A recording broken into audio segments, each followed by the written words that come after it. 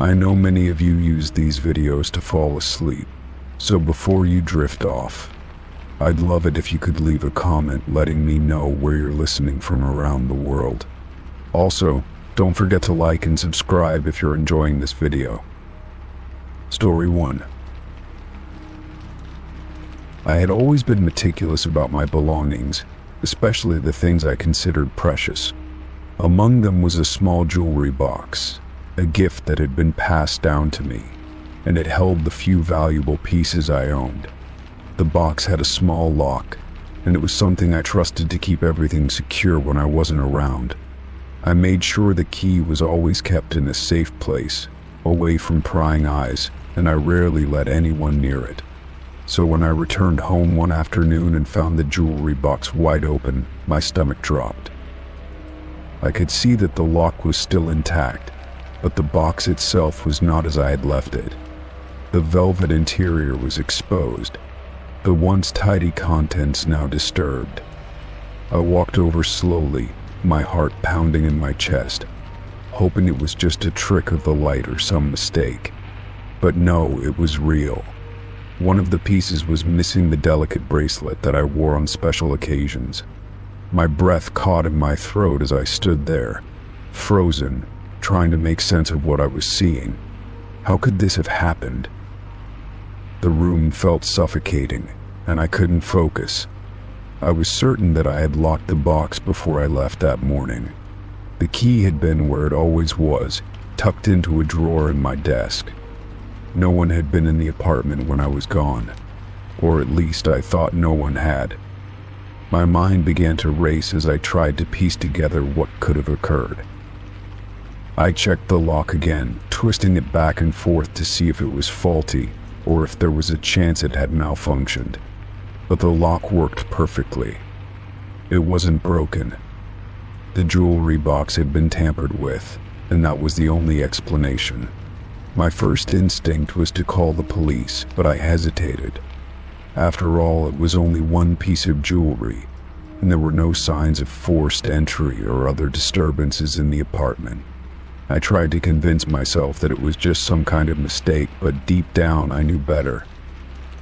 I searched the apartment, looking for any clues or signs of who could have been in my space. There was nothing out of place, no footprints, no fingerprints, nothing that would suggest someone had entered without my knowledge.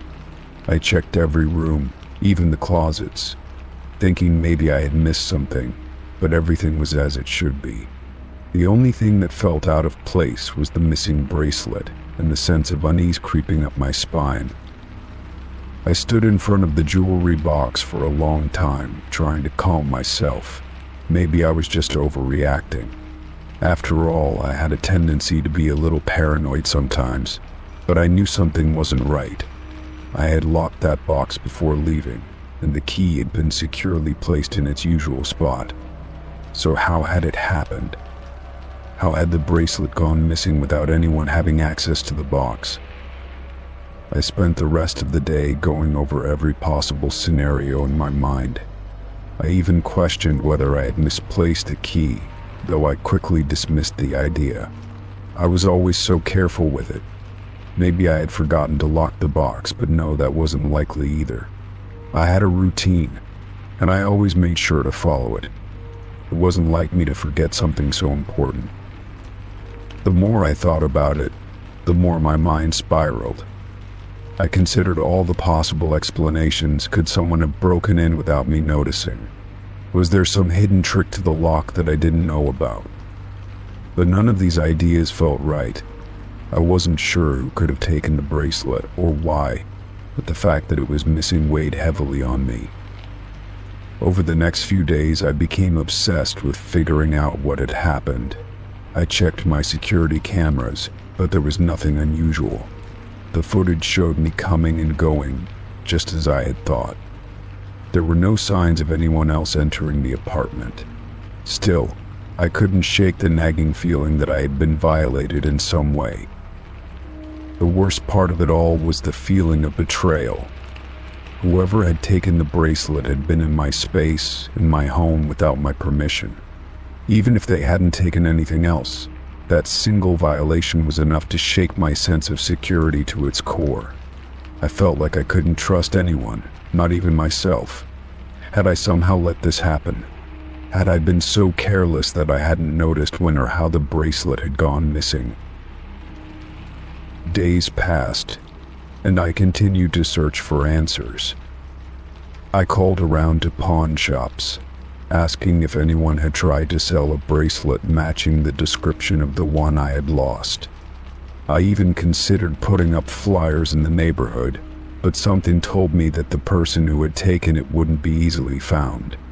I began to feel more and more isolated, as though the mystery surrounding the missing piece of jewelry was a symbol of something larger, something I couldn't quite explain.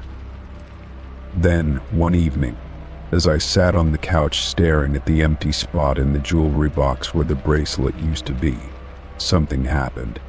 I heard a faint knock at the door. My heart skipped a beat. I wasn't expecting anyone, and the sudden sound caught me off guard. I stood up slowly, hesitating before I reached for the door handle. When I opened it, there was no one there, but on the doorstep was a small box. I bent down and picked it up, my hand shaking slightly. The box was unmarked, no return address, nothing to indicate who had sent it. My mind raced as I tried to figure out who could have left it there. With a mix of hesitation and curiosity, I opened the box.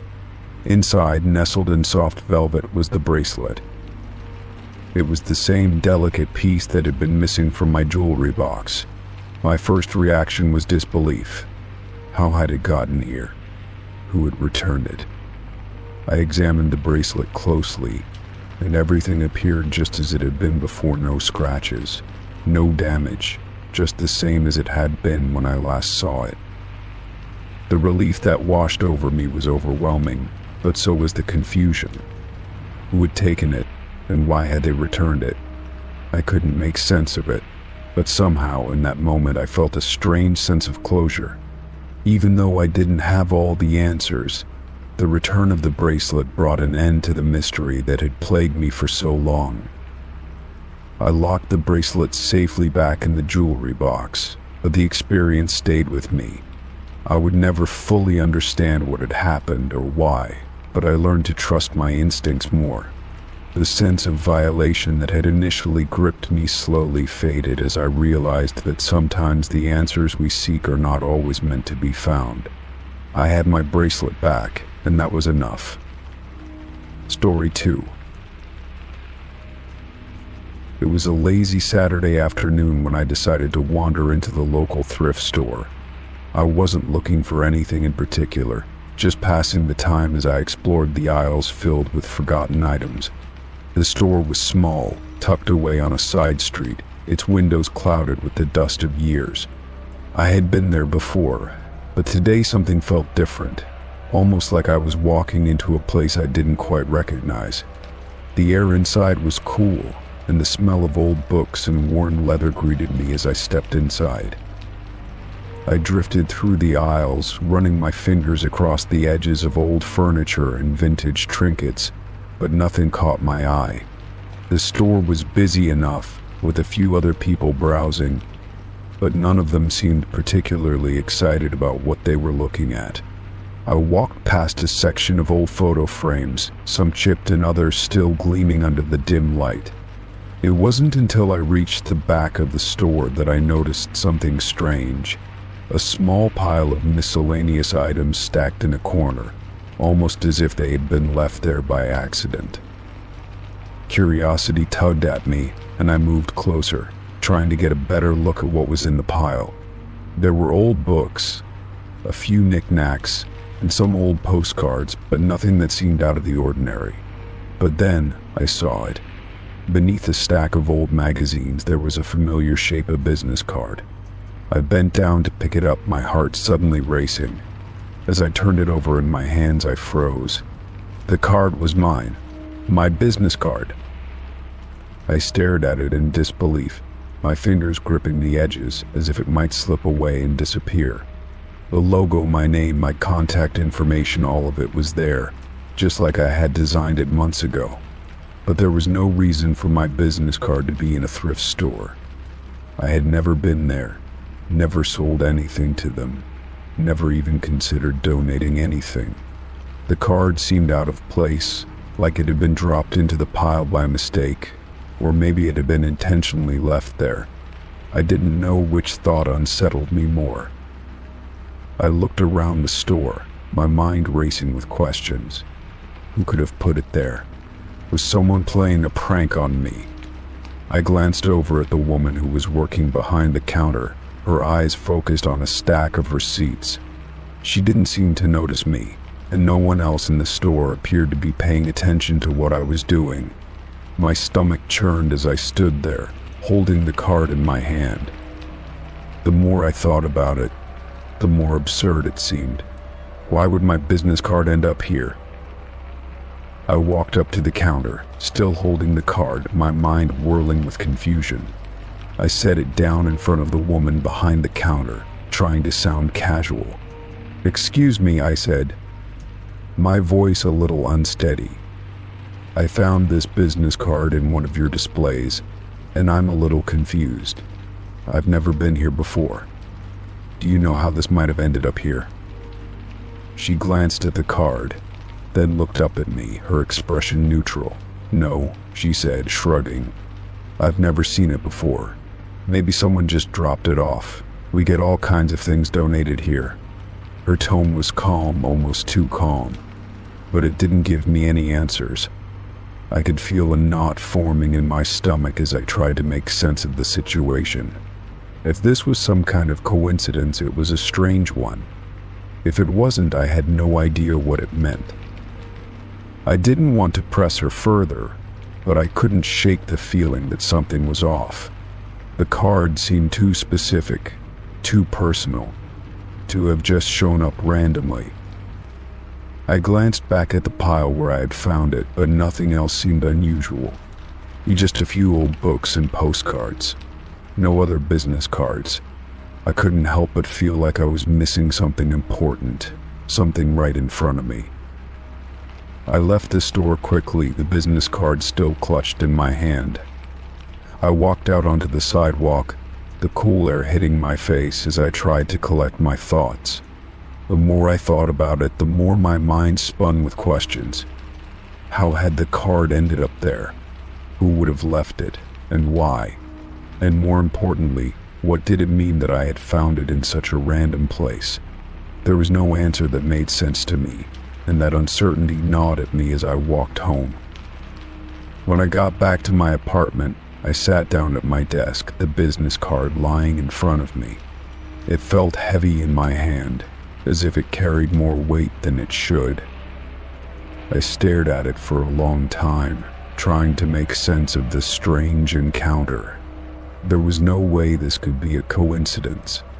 I thought about everything that had happened in the past few weeks, nothing out of the ordinary. At least nothing that I could remember.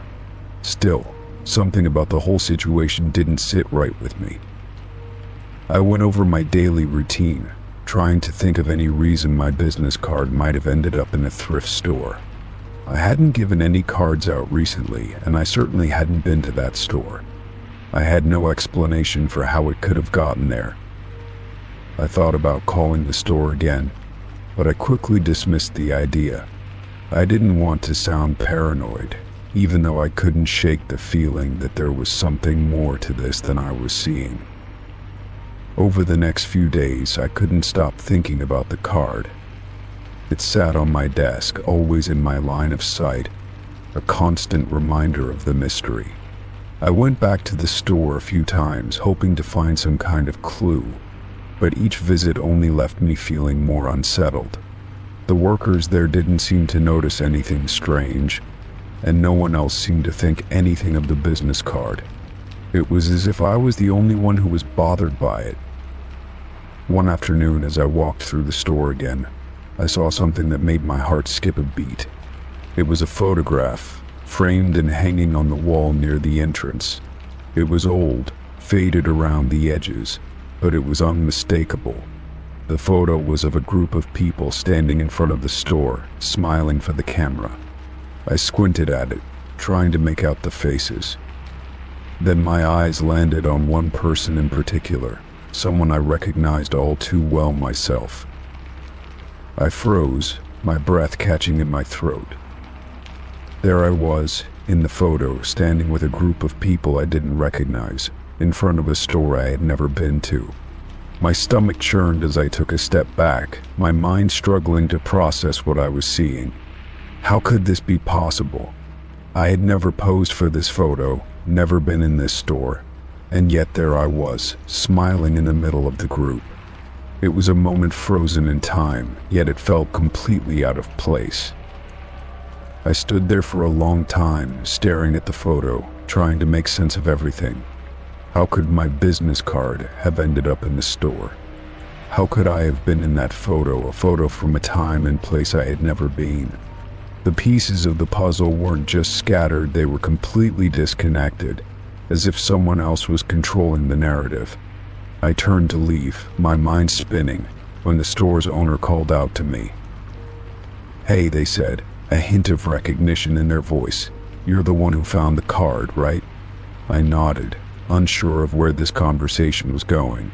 "We get a lot of stuff in here," they continued.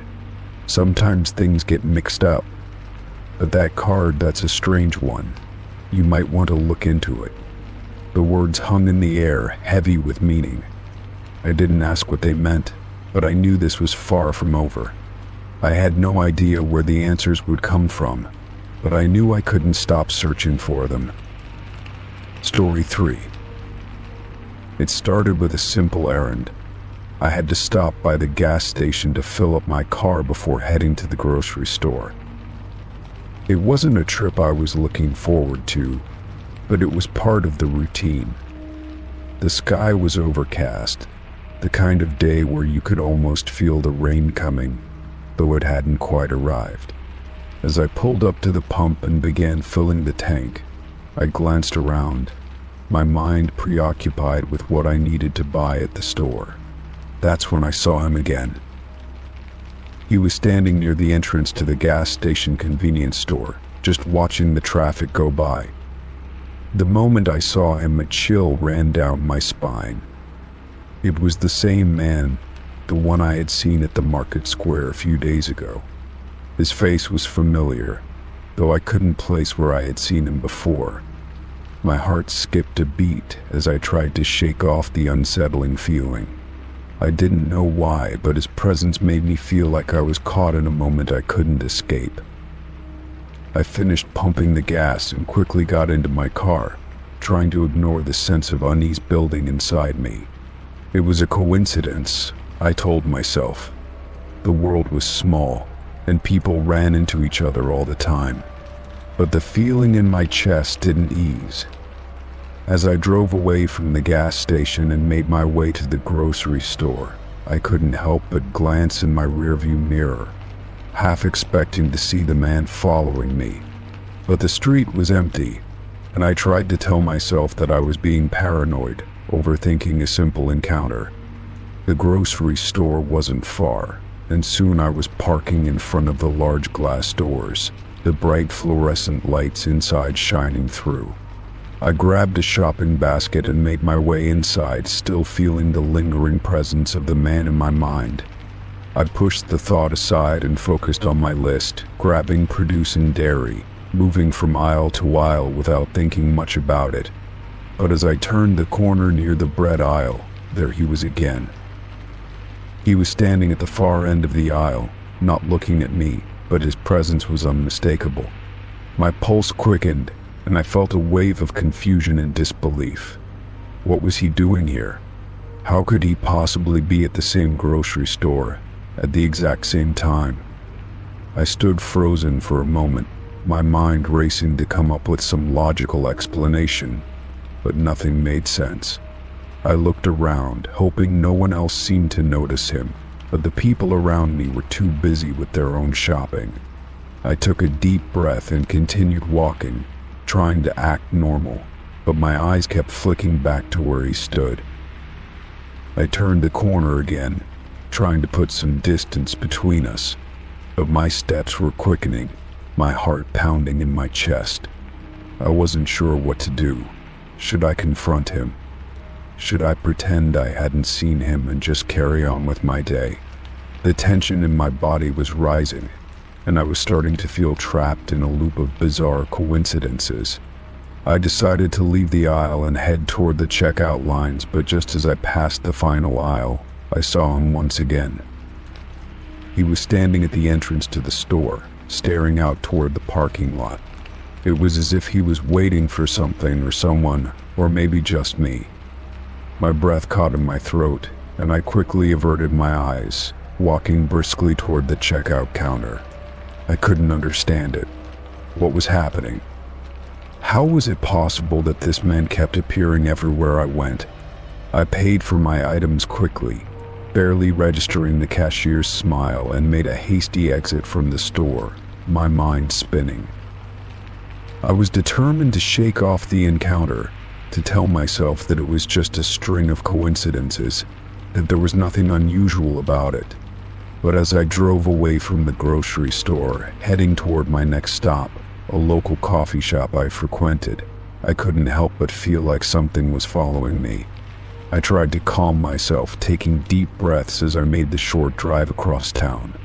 When I pulled into the coffee shop parking lot, I hesitated for a moment, wondering if I was just imagining things, if I was becoming paranoid.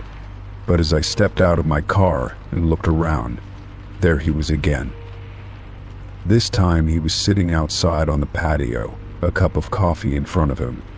I froze, my hand still gripping the door handle of my car. How was this happening?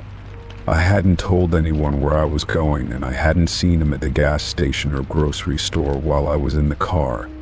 I hadn't even been inside the coffee shop yet, so there was no way he could have known I'd be there. It didn't make sense. My mind raced as I tried to make sense of it, but no explanation seemed to fit. Was he following me? Or was it all just a coincidence? I stood there for a moment, unsure of what to do. I could turn around and leave, go home, lock the doors, and forget about this strange day I was having. But something kept me rooted to the spot. The curiosity, the need to understand, was too strong. I took a deep breath and walked toward the coffee shop, trying to keep my composure, but my hands were shaking slightly. When I reached the door, I hesitated, glancing once more at the man sitting outside. He hadn't noticed me yet, and I considered turning around and leaving. But then I saw his eyes and my stomach dropped. He was staring directly at me, his gaze intense and unwavering. I couldn't look away, and for a moment, it felt as though time stood still. Then, slowly, he raised his hand in a small wave, his lips curling into a faint, almost unreadable smile. I didn't know what to do. I had to do something. I opened the door and walked inside, my mind in a whirlwind. The barista greeted me as I approached the counter, but my focus was elsewhere, still on the man outside. I ordered my coffee as quickly as I could, trying to act as normal as possible, but every part of me was alert, aware of the man sitting just outside.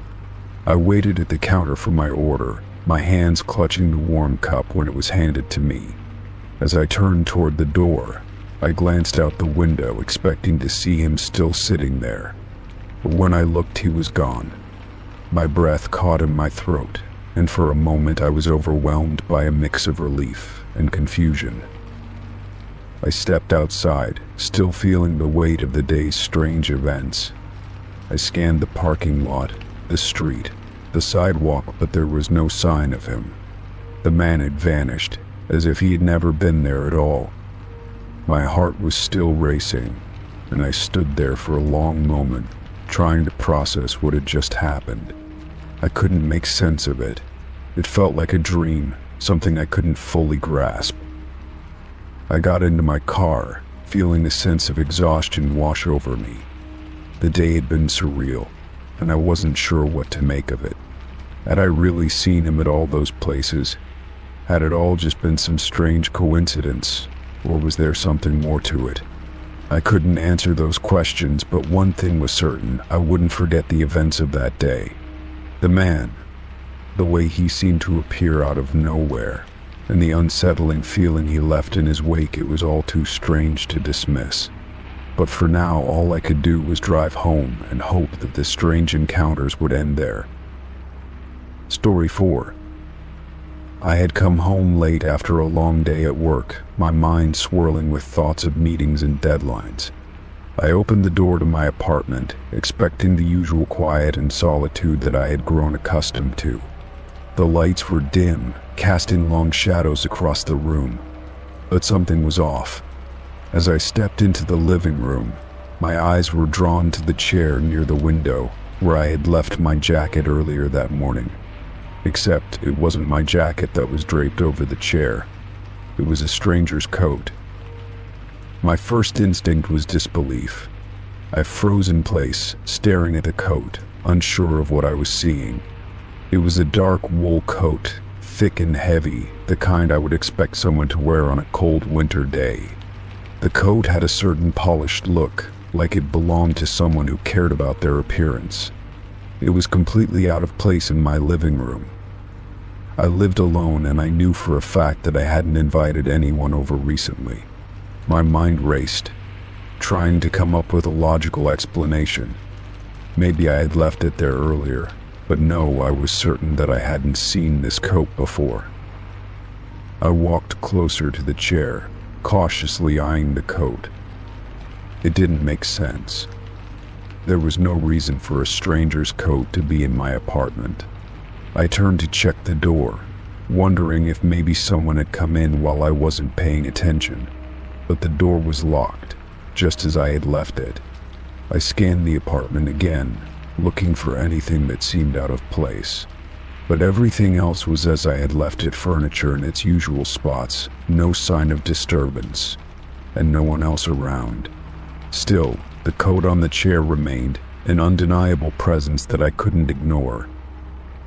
I reached out and touched the fabric of the coat, trying to convince myself that there was a reasonable explanation. It felt real, the texture smooth but substantial. My fingers brushed along the sleeve, and I noticed something strange, a faint scent. It wasn't unpleasant, but it was unfamiliar. It was a mixture of cologne, tobacco, and something earthy, almost like wood. I pulled my hand back as if the coat might suddenly spring to life, and I took a step away from the chair. I didn't know what to do. I could feel my heart rate increase, my breathing shallow as I tried to make sense of the situation.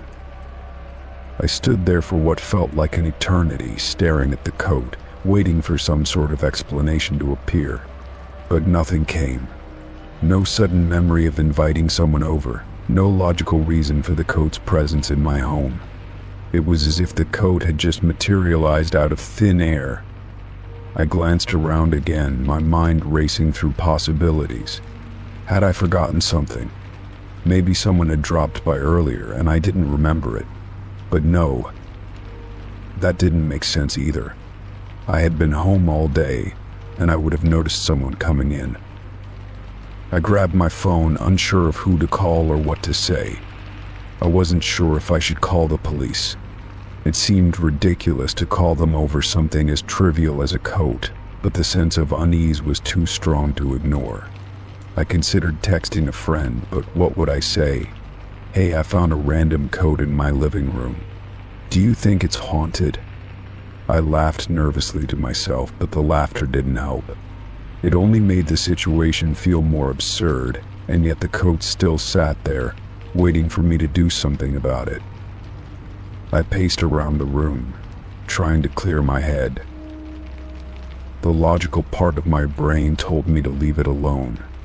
Maybe I had just missed something, perhaps I had lent the coat to someone, or maybe it had been left behind by a visitor. But there was no one I could think of who would have left it here. I didn't even recognize the style of the coat, nor the faint scent that lingered on it. Nothing about this felt like a simple mistake. It felt like I was being watched, as though something unseen was waiting for me to figure it out. My gaze drifted back to the coat, and I felt a chill run down my spine. I had to know more. I couldn't just ignore it. I approached the chair again, this time more cautiously, and I lifted the coat off the backrest. As I held it in my hands, I noticed something else inside the pocket was a small, folded piece of paper. My pulse quickened as I carefully unfolded it, reading the words that were scrawled on the paper in what looked like a hurried, almost frantic handwriting. It read, "Leave now. It's not safe." The words hit me like a punch to the gut. I felt my breath catch in my throat as I stared at the paper, unable to make sense of it. Who had written this? Why had they left it in my apartment? The words seemed so out of place, so urgent. I felt the weight of them pressing down on me, a sense of danger creeping into my thoughts. It was as though the message was meant for me, a warning that I had somehow ignored. But who would leave a warning like this, and what did it mean? I looked around the room again, my heart pounding in my chest. I couldn't shake the feeling that I was being watched, that something or someone was hidden just out of sight. I felt like I had stumbled into something that I wasn't supposed to understand, something far more complicated than a simple coat left behind by a visitor. The more I thought about it, the more I realized that I was trapped in a situation that I couldn't explain. And the more I thought about it, the more I started to feel like I was not alone in the apartment anymore. I felt a strange urge to leave, to run away from the apartment and never return, but something kept me rooted to the spot. The message on the paper haunted me. Was it meant to be a threat? Was someone trying to scare me, or was there something more to it? I had no answers, and no matter how much I tried to convince myself that it was just a prank, the fear continued to grow. I couldn't ignore the nagging feeling that this was only the beginning, that something far more sinister was unfolding. As I stood there, frozen with the coat in my hands, I heard a sound, faint at first, but growing louder. It was the sound of footsteps outside my apartment door. My heart skipped a beat, and I quickly dropped the coat back onto the chair. I stood motionless, straining to listen, my mind racing with thoughts of what to do next. Was it someone coming for the coat? Or was it something else entirely? The footsteps grew closer and my breath quickened. I grabbed my phone, ready to call for help if I needed to, but I wasn't sure if anyone would believe me. How could I explain this? The door handle rattled and I froze. My pulse pounded in my ears and my stomach twisted with dread. Whoever was on the other side of that door had to be the person who had left the coat. I wasn't sure what I was dealing with, but I knew that I had to face whatever was coming. The knocking on the door grew louder, more insistent. There was no turning back now. With a deep breath, I stepped forward, gripping the door handle tightly. The coat on the chair seemed to mock me, its message still lingering in the air. I took another breath, bracing myself for whatever was on the other side. When I opened the door, I found nothing. No one was there, just the empty hallway, dimly lit by the flickering lights above. But as I looked down, I saw something small and metallic lying on the ground, a key. It was an old, rusty key with no obvious lock to fit it. I bent down to pick it up, my mind spinning. This was only the beginning, and I had no idea where this twisted path would lead. But I knew one thing for certain. I couldn't ignore it any longer. The game had started, and I was a part of it now. Story 5. It started innocently enough. I was sitting on my couch, flipping through channels late one evening, when I noticed it for the first time. My neighbor's porch light, which I could see from my window, flickered.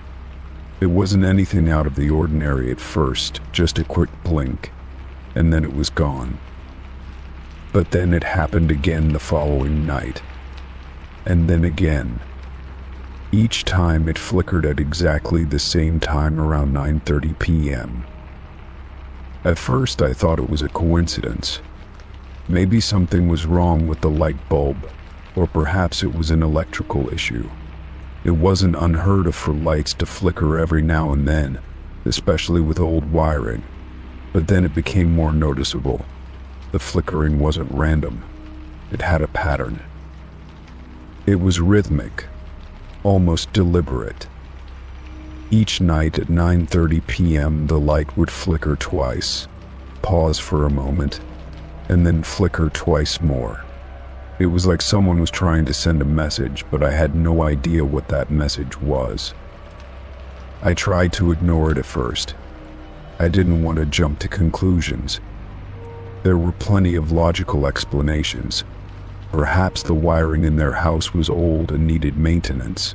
Maybe it was just a quirk of the electricity. But the more I thought about it, the more unsettling it became. Why was it happening exactly at the same time every night? And why that rhythmic pattern? It didn't feel like a simple malfunction, it felt intentional. The days passed and the flickering continued. Every night at 9:30 p.m. it would happen without fail. I found myself becoming increasingly intrigued by it. My curiosity grew as I tried to make sense of the situation. I couldn't shake the feeling that there was something more to it. It wasn't just a random glitch. It had purpose. The fact that it was so consistent like clockwork made it hard to ignore. I began to pay more attention to the other lights around the neighborhood. Would any of them flicker in a similar pattern? Would anything else odd happen at 9:30 p.m.? But no. The lights on the other houses were fine. The street was quiet, peaceful. It was just my neighbor's house, and it was the same rhythmic flicker every night. One evening I decided to do something I'd never done before. I walked over to my neighbor's house. It wasn't anything drastic, but I was curious. Maybe I could ask if they had noticed the flickering lights. If they were aware of it, maybe they could explain what was going on. I stood at the front door for a moment, hesitating. But then, I heard voices coming from inside. They were having a conversation, laughing even, so I figured it would be okay to knock. I raised my hand and knocked twice, but the moment the sound echoed against the door, I realized something strange. The lights had just flickered. It was exactly 9:30 p.m. I stood there for a few moments, waiting for someone to answer, but no one did. I knocked again, a little more insistently this time, but still, no response. The lights flickered again. Twice, paused twice. I took a step back, feeling a sudden chill creep over me. I was still uncertain whether the lights had anything to do with me, but now, seeing the exact same pattern, I couldn't deny the sense of unease growing within me. I decided to leave, but not before I glanced up one last time. The lights were still flickering. Rhythmic, consistent, unexplained. The next day, I asked a few of the other neighbors if they had noticed anything unusual about the lights. Most of them shrugged, either indifferent or unaware of the issue. One of them said, "Oh, I've seen that too, but I just thought it was a faulty bulb or something." Another said, "You're just noticing it now. That's been happening for months." I was taken aback. Months? How had I never noticed it before? It was as if everyone else had become so accustomed to the pattern that they no longer thought about it. I couldn't stop thinking about it. What did it mean? Was there some sort of signal behind it? I couldn't make sense of the pattern. It wasn't a regular malfunction. That much was clear. There had to be something intentional about it. But who was behind it and why? That night, I decided to stay up and watch it happen. I had to see the flickering with my own eyes in real time, without any distractions. I sat by my window, staring out at the lights across the street. As the clock neared 9:30 p.m., I could feel the tension building in my chest. I focused on the light, and just as I had expected, it flickered twice, paused, and then flickered twice again. I felt my heart race, a cold sweat forming on the back of my neck. It was too much to ignore now. The next day, I decided to take matters into my own hands. I called an electrician. Perhaps they could help me figure out what was going on. I wasn't sure if it was my neighbor's wiring or something more complicated, but I needed to get to the bottom of it. I spoke to the electrician over the phone, explaining the situation as best as I could. He was skeptical at first, but after I mentioned the pattern and the exact time, he seemed more intrigued. "We can check it out," he said. "But I'm not sure what could cause something like that. It might be more of a coincidence." He didn't sound convinced, but I was desperate to find an answer. Later that afternoon, he came over and took a look at the electrical setup in my neighbor's yard. After checking the wiring and the lights, he confirmed that everything seemed to be in perfect working order. There was no sign of faulty equipment or any other explanation. I was left with more questions than answers. The electrician had no explanation for the rhythmic flickering. He suggested that perhaps I had just become overly sensitive to it after noticing it. But I couldn't shake the feeling that there was something more to it, something I wasn't seeing. I went home that evening, my mind still racing, but the flickering continued without fail, right at 9:30 p.m. I grew obsessed with the lights. Each night I found myself glued to the window, waiting for the flicker. I couldn't stop watching. The consistency was maddening. It was as if the lights were trying to tell me something important. But what? One evening I decided to sit on my porch directly facing my neighbor's house. I wanted to be closer, to get a better sense of the situation. The air was thick with tension as I waited for the familiar flickering. And then, right on schedule, the lights flickered. Twice. Pause. Twice. This time I noticed something else. It wasn't just the light, it was the sound. A faint buzzing sound, barely audible, like a hum.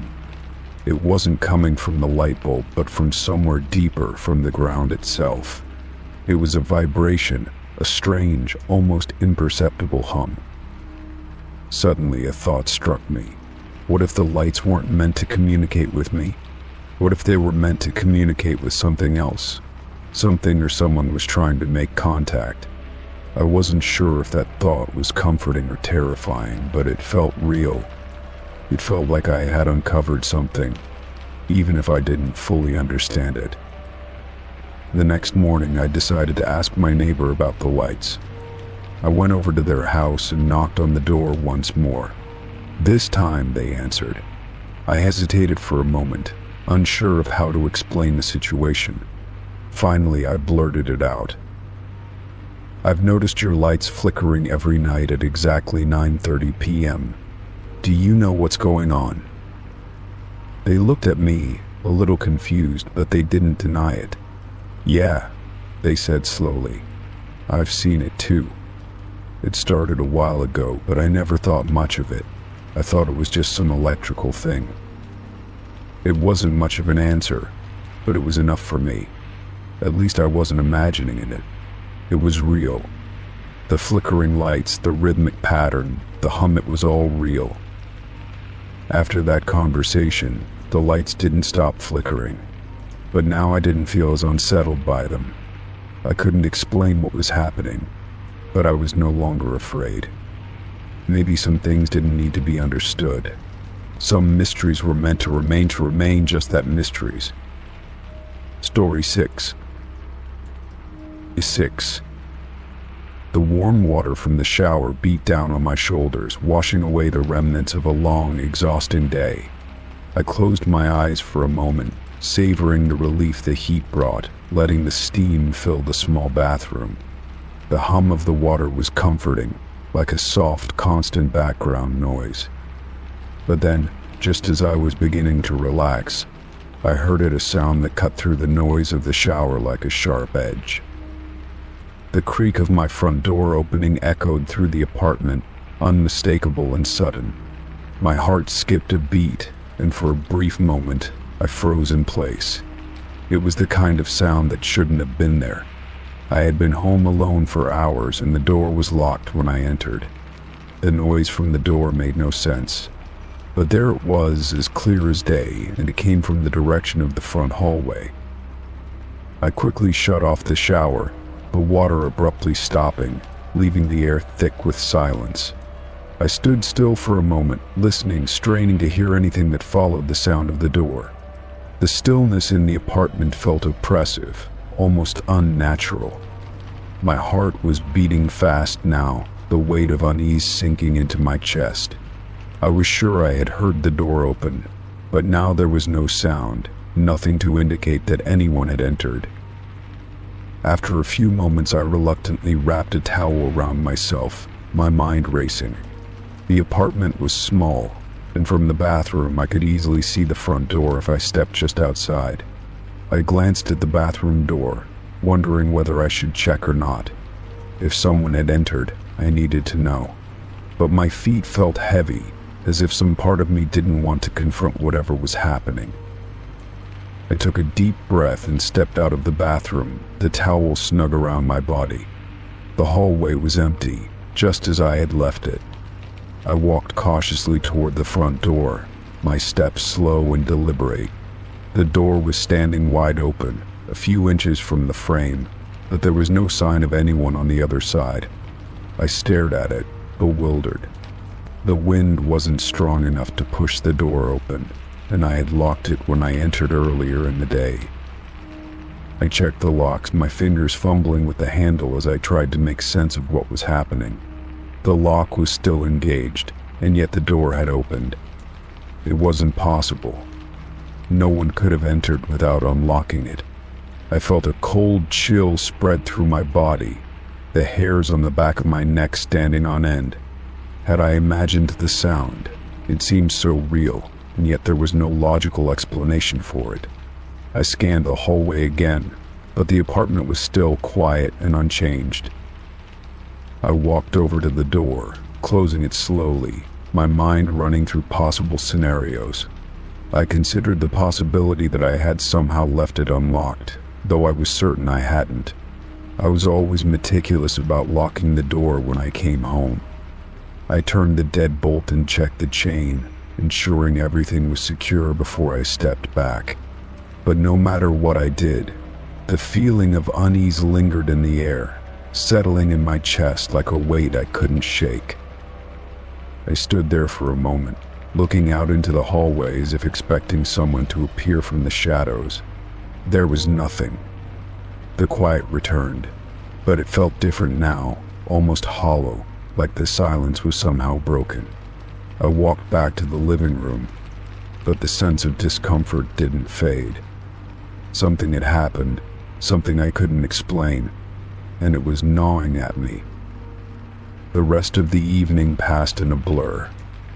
I tried to distract myself, but the thought of the door opening kept creeping back into my mind. I kept replaying the sound of it in my head, the slow creak that had startled me so much.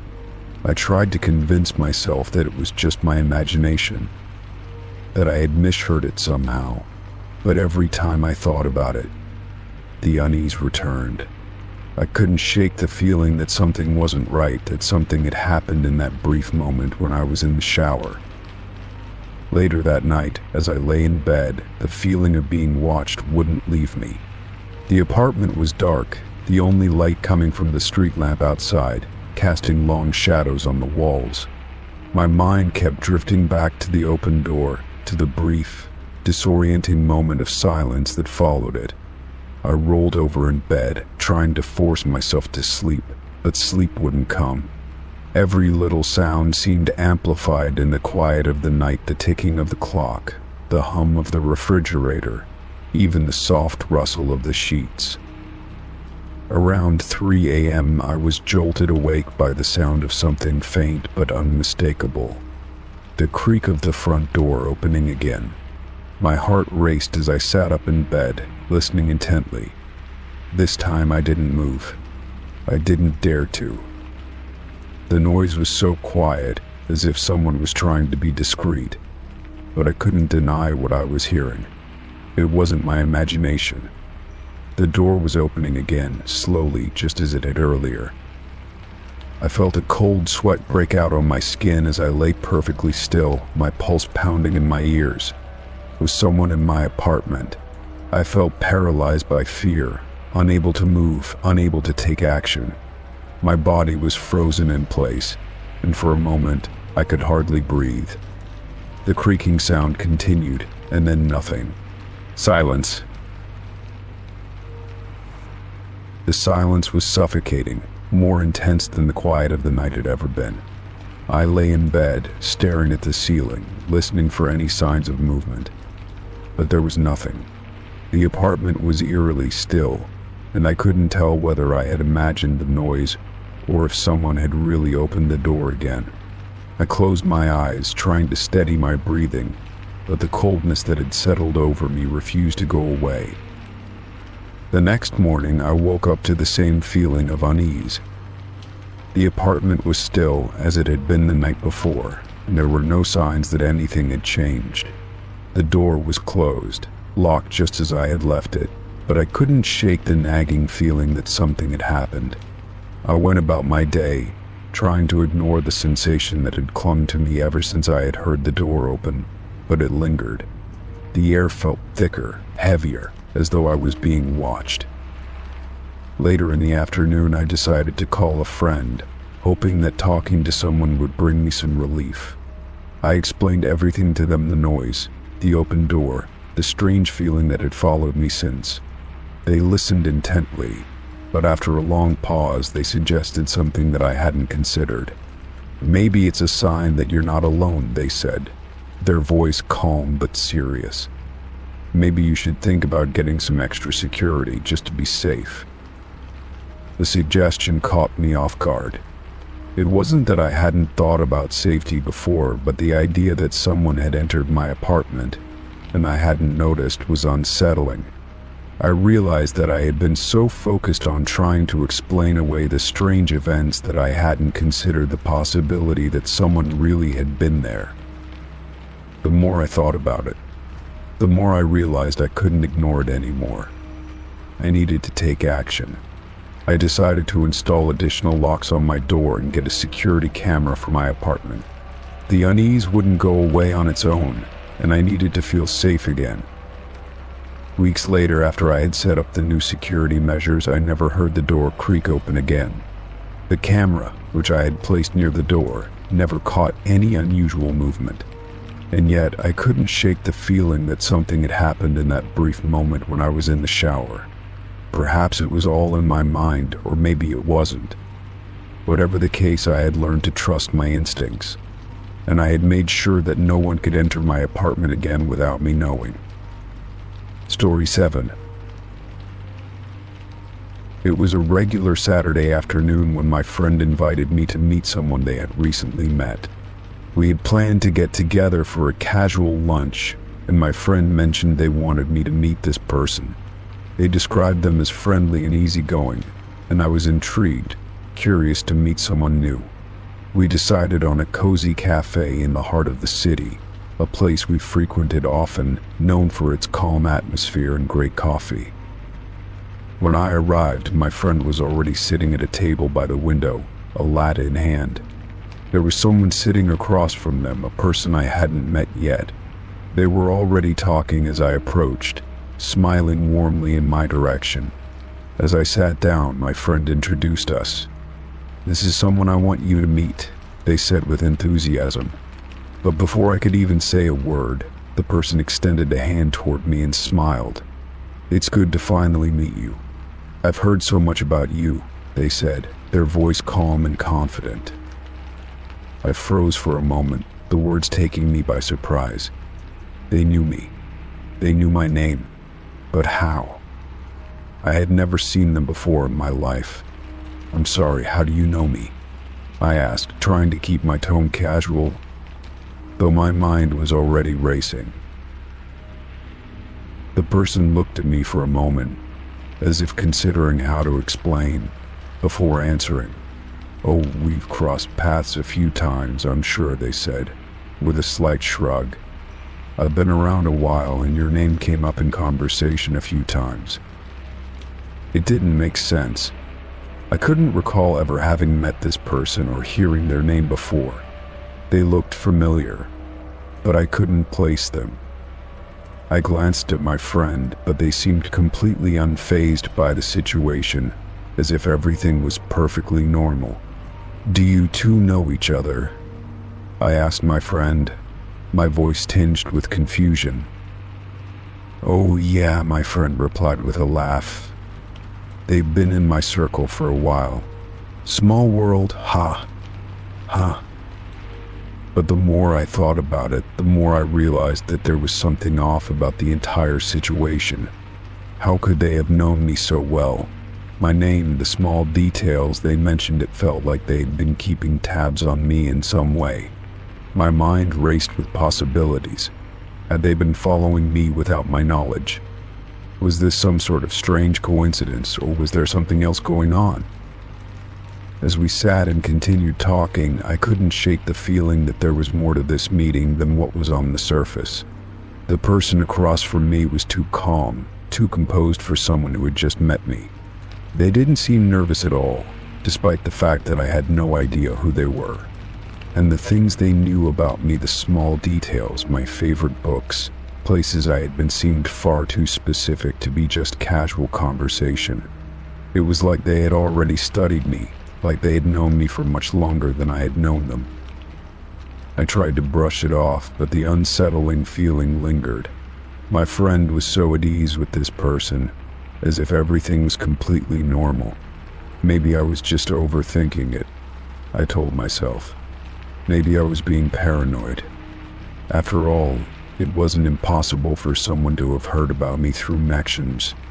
But deep down, I knew there was something strange about how much they knew. Later that day, after I left the cafe, I couldn't stop thinking about the encounter. It played over and over in my mind. How did they know my full name? How did they know things about me that I hadn't shared with anyone? I decided to do a little digging, just to satisfy my curiosity. I searched online, looking for any connections, any leads that might explain why they knew so much about me. But there was nothing. No trace of them in any of my social media accounts, no mention of them in any of my friends' posts, no sign of them in any of the places I frequented. It was as if they had appeared out of nowhere, knowing everything about me without leaving a trace. The next few days felt like a fog. Every time I bumped into my friend, I couldn't help but wonder if they were involved in some way. Were they aware of how unsettling this was for me? Had they set this up somehow? I didn't want to ask too many questions, as I didn't want to seem paranoid or overreacting, but it was becoming harder to ignore the growing sense of unease inside me. I began to pay closer attention to every little detail, wondering if there were other things I had missed, other signs I hadn't noticed before. A week passed, and nothing unusual happened. I continued with my life, trying to put this strange meeting behind me. But then, another odd thing occurred. One evening as I was walking home from work, I received a text message from an unknown number. It simply read, "I hope you're being careful." I stared at the screen, the words sending a chill down my spine. How did they know my number? Who was sending these cryptic messages?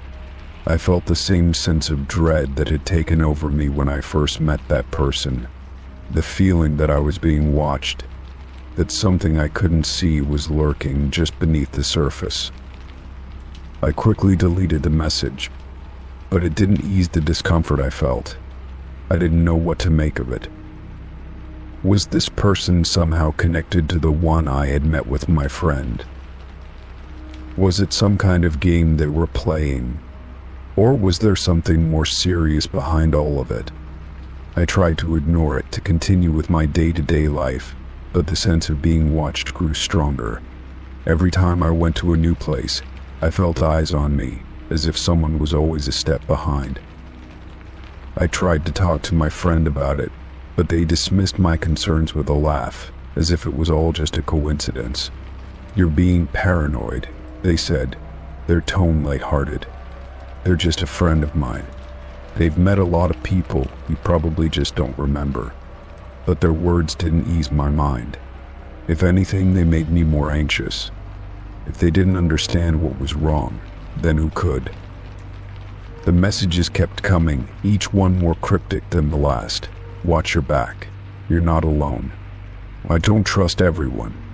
My anxiety mounted with each new text, each new warning. I couldn't escape the feeling that I was being targeted, that someone was trying to send me a message that I wasn't fully understanding. I began to question everything. Could my friend be involved in some way? Could they have been the one sending the messages? Or were they being manipulated by someone else? One afternoon, I decided to take matters into my own hands. I confronted the person who had first introduced me to this situation. I couldn't keep ignoring my growing suspicions, and I had to get some answers. "How do you know them?" I asked bluntly, my voice more forceful than I intended. My friend looked taken aback, but I pressed on. Why did they know so much about me? Why did they say that I should be careful? My friend seemed uncomfortable, their eyes shifting uneasily. After a long pause, they finally spoke. "I didn't think it would affect you like this. I didn't realize they were still involved."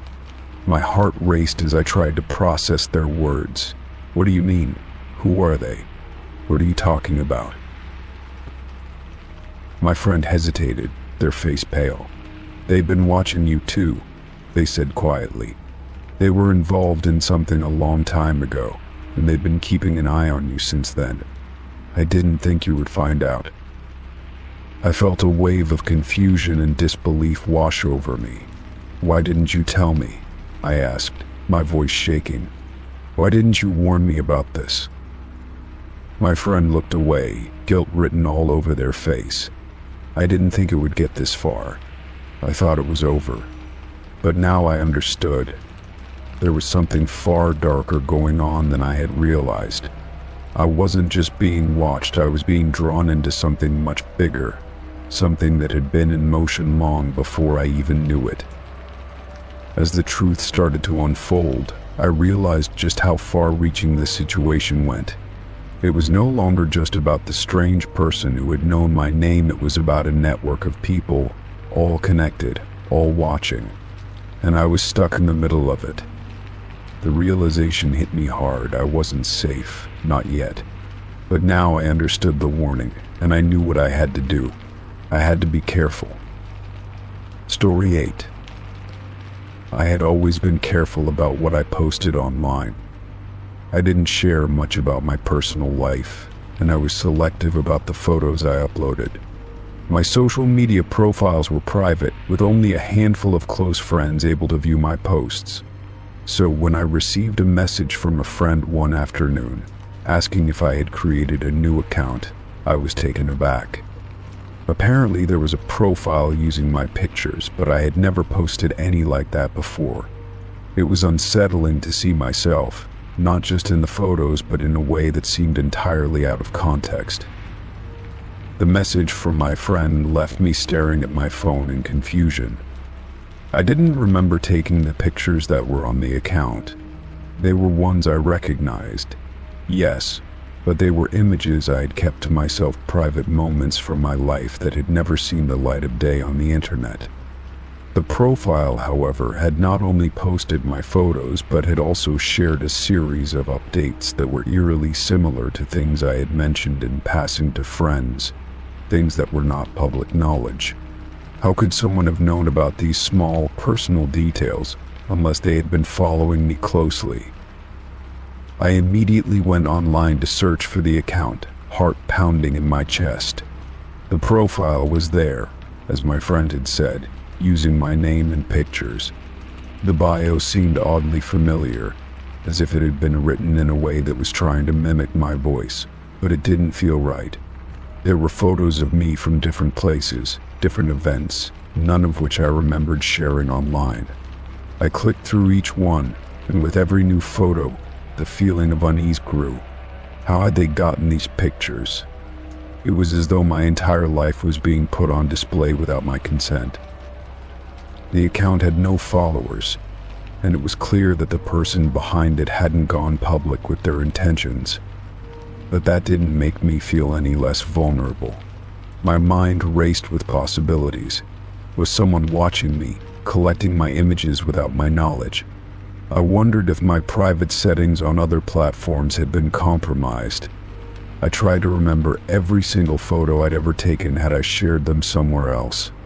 The more I thought about it, the more the situation felt like an invasion. These weren't just random pictures, they were pieces of my life, memories I had not intended to share. I reached out to the social media platform support team immediately, hoping to get the account taken down. The process was maddeningly slow, filled with automated responses and instructions that didn't quite match the urgency I felt. They asked me to provide proof of identity and to report the photos as stolen, but I couldn't help feeling like my request wasn't being treated with the seriousness it deserved. The account continued to sit there, its photos of me staring back at me, while I waited for some sort of action. It was as though my privacy had been completely disregarded, and the feeling of helplessness made everything worse. Days passed, and I found myself obsessively checking the account, wondering if the person behind it would post anything new. My stomach twisted every time I saw my face pop up on the screen, knowing it wasn't me who had put it there. I felt trapped, unable to do anything more than wait for the platform to respond. The photos started to change too. They weren't just the ones I recognized, some had been altered or cropped, as if to create an entirely new narrative about my life. It wasn't just a matter of stolen photos, it was about someone trying to rewrite who I was based on images they had stolen. I started questioning whether I knew this person. Could it be someone from my past? Someone I had interacted with casually, without realizing how much they were watching. The thought made my skin crawl. I couldn't fathom how someone would go to such lengths to create an entire profile around me. It wasn't just about taking my pictures, it was about taking control of my image, my identity, and using it for their own purposes. The more I thought about it, the more it felt like a violation of something deeper than just privacy. A few days after I had reported the account, I received an unexpected message. It was from a different social media platform, a service I rarely used, and the message was from an anonymous account. The message read simply, "You look better in the photos I took." I felt a chill wash over me as I read those words. Whoever was behind this had not only stolen my photos, but had somehow found me across different platforms, tracking my every move. I had no idea how they knew which other accounts I was active on, but the idea that they could reach out to me across different spaces felt like a trap I couldn't escape from. I began to feel more and more isolated. The constant presence of this fake account, the unsettling messages, and the constant worry about my privacy made everything feel out of control. I decided to take matters into my own hands and went to my local authorities, hoping they might be able to help me. I explained the situation, detailing how my photos had been stolen and used in a fake profile. The officer I spoke to listened attentively, but there was a hesitation in their eyes that made me uneasy.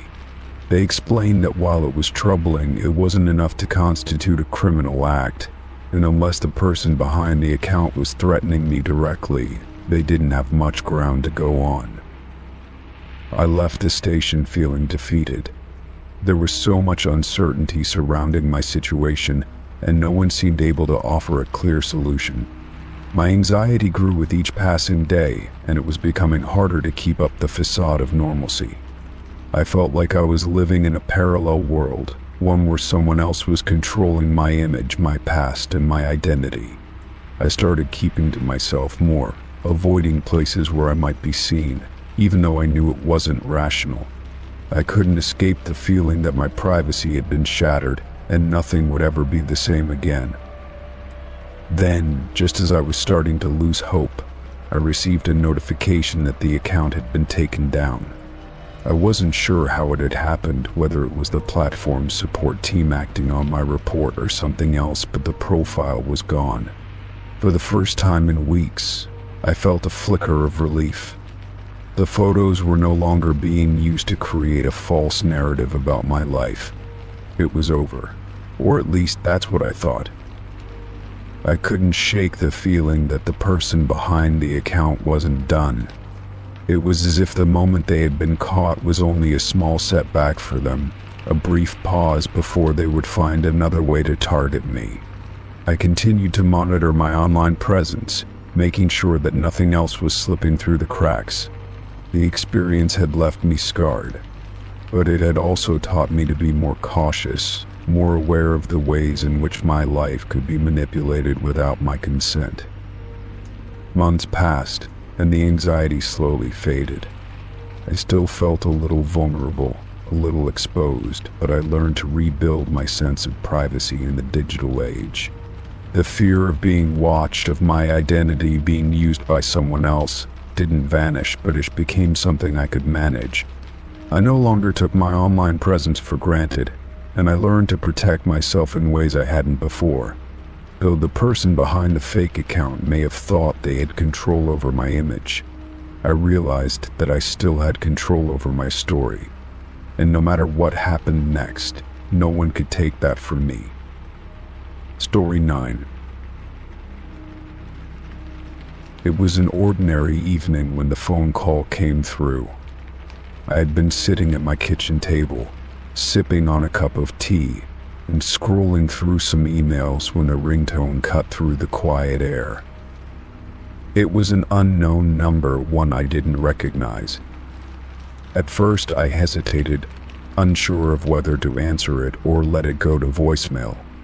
The phone rang just once, and before I could decide, the call disconnected. I felt a strange, unsettling feeling wash over me, a sense of discomfort that lingered longer than it should have. Why had it rung so briefly?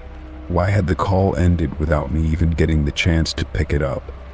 As I sat there, staring at the screen, a text message popped up from the same number. My fingers paused above the phone as I read the message that made my heart skip a beat. Don't answer. The words were simple, but they carried a weight that pressed heavily on my chest. I didn't know who the message was from, but it sent a chill through me. The kind of chill that made every instinct in my body scream to be cautious. Who would send a message like that? And why? I glanced around the room, half expecting someone to be watching me, but everything was still. I set the phone down on the table and leaned back in my chair, trying to shake off the unease that had taken root inside me. After a few moments, I decided to call the number back. My thumb hovered over the dial button, but then the words "don't answer" echoed in my mind, freezing me in place. Something about the message felt wrong, like a warning or a command. I wasn't sure if it was out of fear or curiosity, but I decided not to call the number. Instead, I sat there, staring at the phone in front of me, wondering if I had made the right choice. The night passed uneventfully, but the phone call and text message stayed with me. I tried to push it out of my mind as I went about my evening, but every now and then, I would catch myself glancing at the phone, as though waiting for something more to happen. The sense of being watched lingered, and I couldn't help but wonder who had sent the message and why. It wasn't just the message itself, it was the way it had been delivered, with such precision and intent. I had no way of knowing if I was overthinking it, or if I was genuinely in some sort of danger. The next morning, I woke up with a lingering sense of unease. I tried to go about my usual routine, but the thought of that message kept creeping into my mind. I couldn't get the words out of my head, couldn't stop wondering what had happened.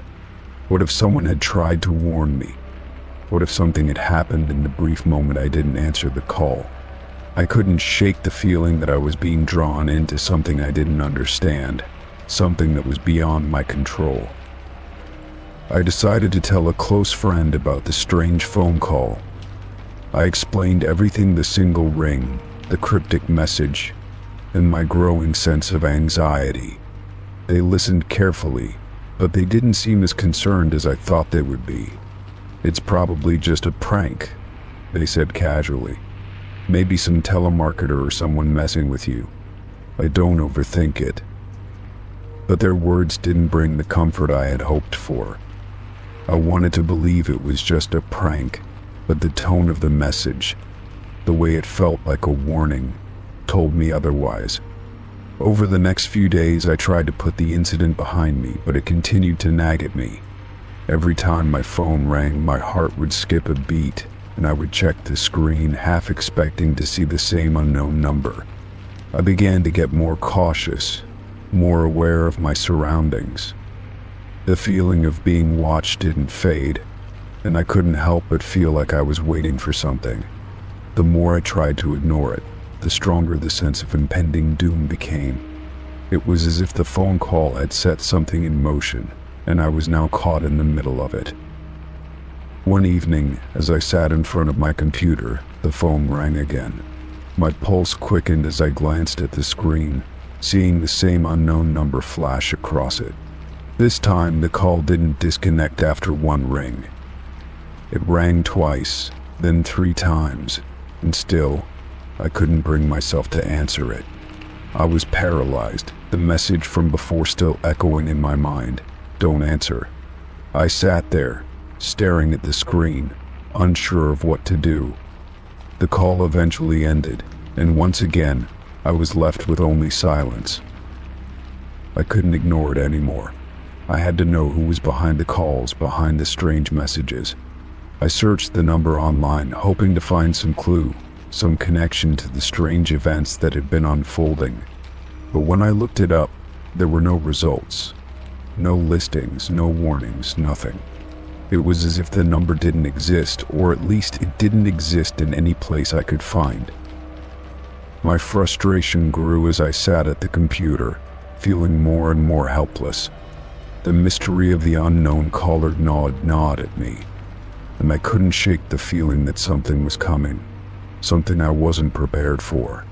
It felt like the calm before a storm, the kind of silence that always precedes the worst of it. I began to feel like a puppet on a string, with no way to know who was pulling the strings or what their endgame was. The next few days were a blur of anxiety and tension. I was afraid to leave the apartment, afraid to be away from my phone for too long.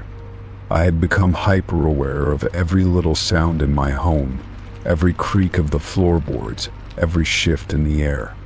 It was as if the world had become a dangerous place, and I was alone in the middle of it. I began to check the locks on the doors multiple times, making sure they were secure. My sense of safety had vanished, replaced by a constant fear that something terrible was about to happen. Then, one evening, as I was sitting on the couch, the phone rang again. My stomach dropped as I saw the familiar number on the screen. This time I didn't wait for the ring to end. I answered it, my hand trembling as I pressed the phone to my ear. There was a long pause before a voice, barely audible, spoke through the line.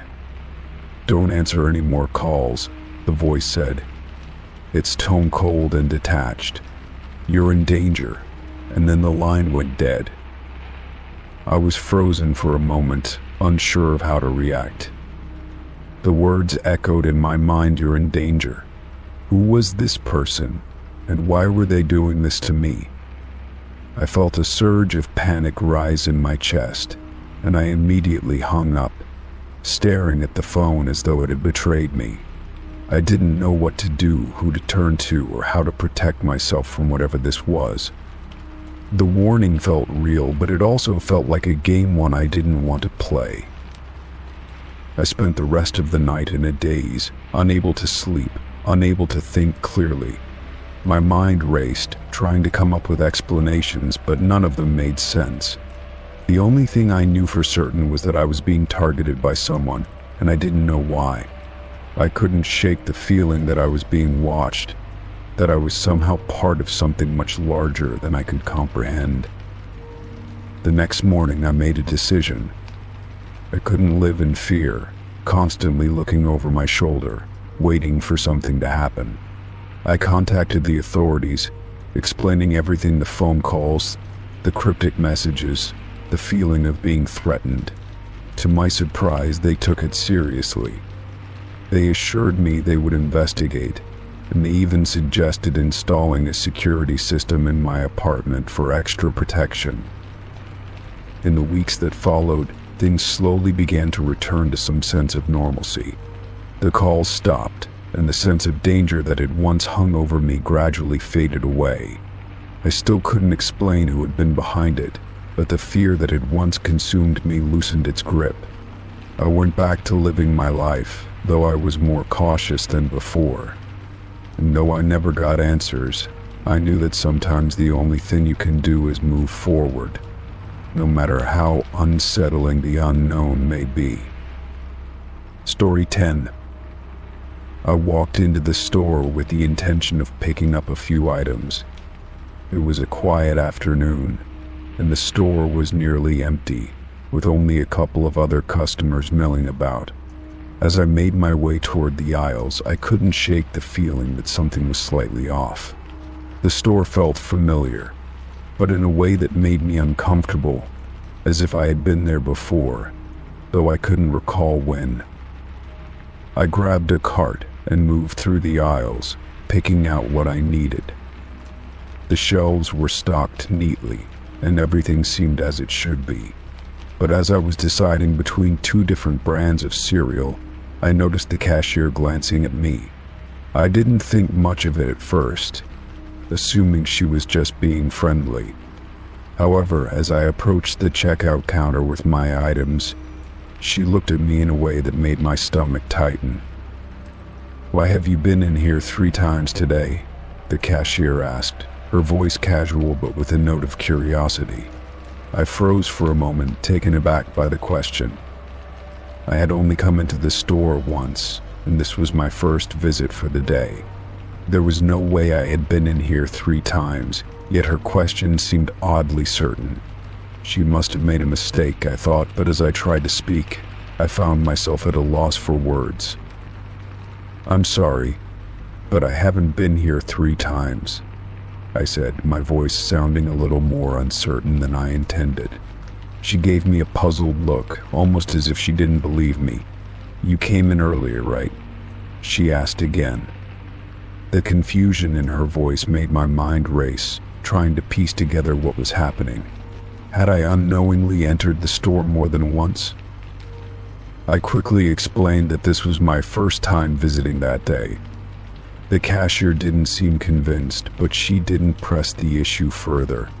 I paid for my items, though my thoughts were occupied with her question.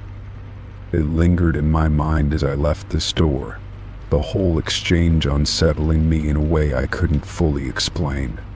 I told myself it was just a mistake, nothing more, and tried to brush it off. But as the day went on, I couldn't shake the feeling that something strange had happened. I kept replaying the moment in my head, wondering why the cashier would say something like that. Was it a simple mix-up, or was there something more going on that I wasn't aware of? I decided not to dwell on it too much, convincing myself it was just an odd misunderstanding. However, the feeling of discomfort lingered, and I found myself looking over my shoulder more often than usual. The next morning, I needed to go back to the store to pick up a few more things. As I entered, I couldn't help but feel a sense of déjà vu. The store looked the same as it had the day before, but there was something different about it. It felt as if I was walking into a scene that had already played out, yet I knew I had never been there before today. I tried to ignore the uneasy feeling as I grabbed a basket and began shopping. As I moved through the aisles, I once again saw the same cashier working at the register. She looked up when I walked by, and for a moment, our eyes met. I couldn't help but wonder if she recognized me, or if she remembered our conversation from the previous day. I decided to keep my distance, not wanting to engage too much. But then, as I made my way to checkout, I found myself standing in line again, staring at her, waiting for the moment I had hoped wouldn't come. When it was my turn to check out, the cashier looked up at me again, her expression neutral. But as she scanned my items, she looked at me with an unsettling familiarity. "I thought you were here earlier today," she said, as if she were confirming something in her mind. My heart skipped a beat, and I felt a surge of panic rise within me. How could she think I had been there earlier today? I was certain this was my first visit of the day. "I'm sorry, but I was just here now," I said, trying to remain calm. She didn't respond immediately, but she glanced down at her register, almost as if she was trying to make sense of something. There was a brief silence between us before she finally smiled and gave a small nod. "I must be mistaken," she said, though her tone was slightly hesitant. "I'll just ring you up." I paid for my items again, feeling even more confused than before. The same strange sensation from the previous day returned, and I couldn't shake the thought that something was happening that I didn't understand. I made my way to the exit quickly, my mind swirling with questions. Why was the cashier acting this way? Why was she so certain I had been in the store when I knew for a fact I hadn't? For the rest of the day, I couldn't stop thinking about the store and the cashier's repeated comments. It wasn't just a simple mistake, something felt off. I wondered if I was missing something important, some detail that I wasn't catching. Could I have been to the store without remembering it?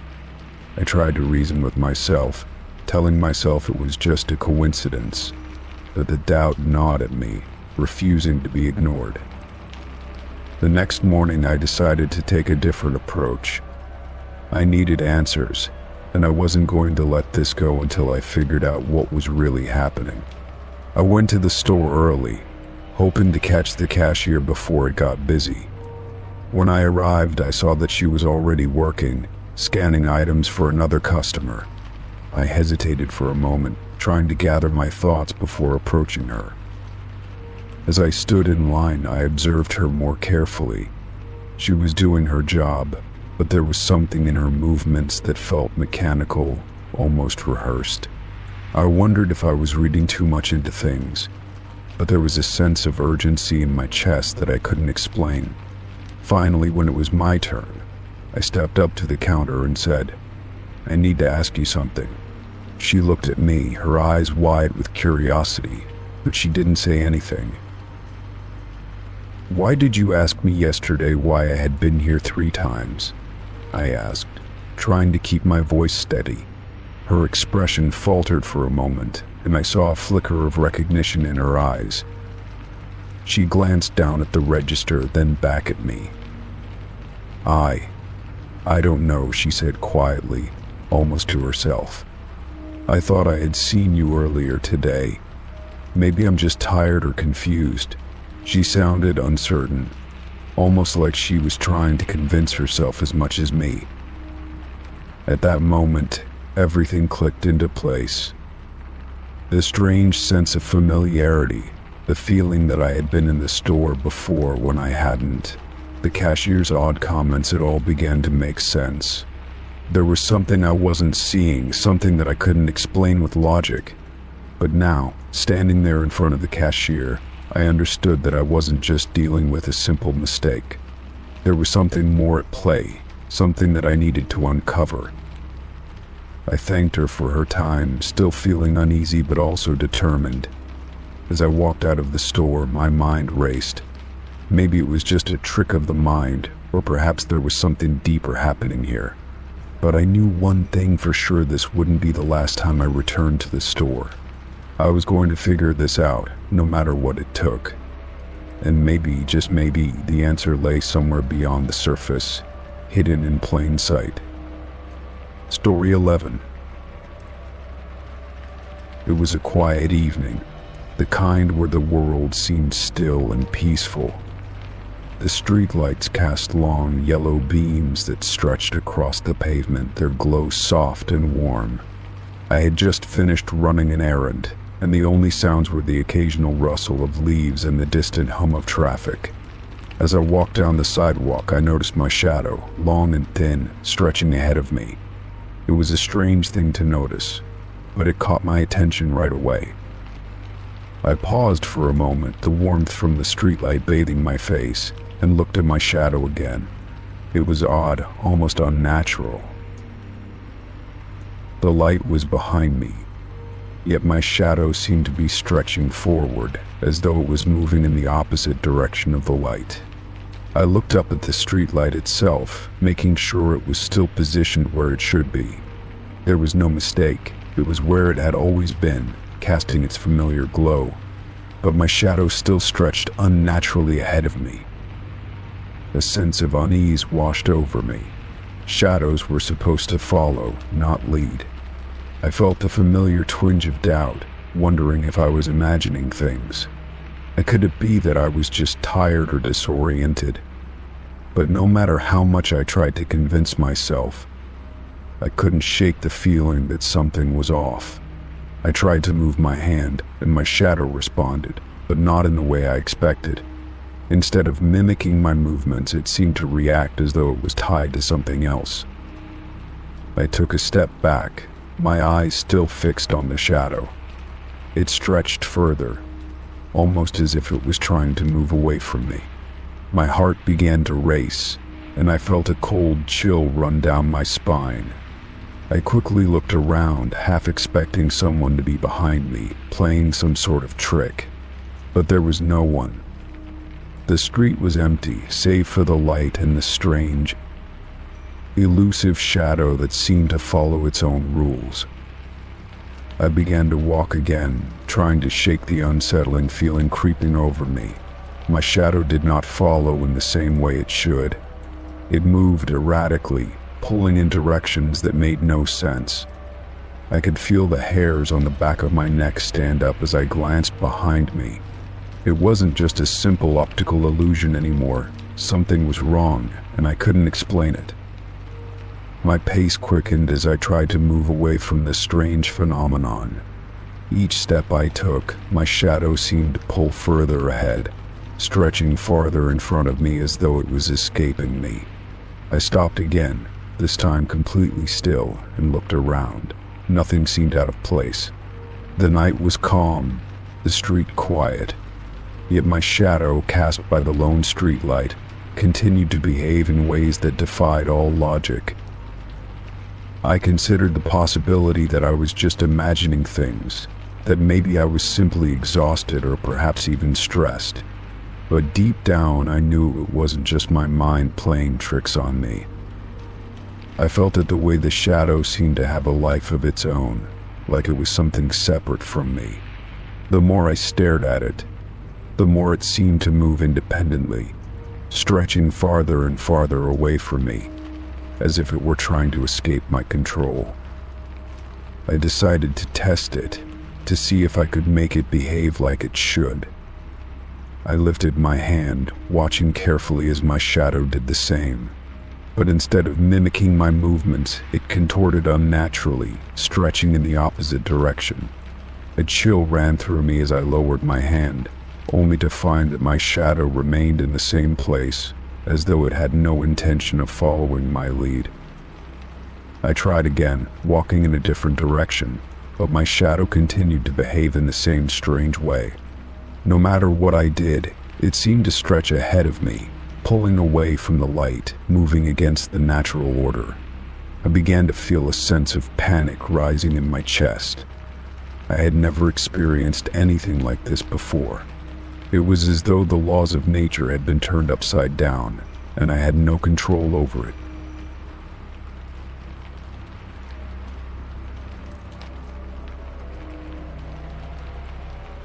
I turned quickly, desperate to see if my shadow would shift with me, but instead it seemed to remain in place, as though frozen in time.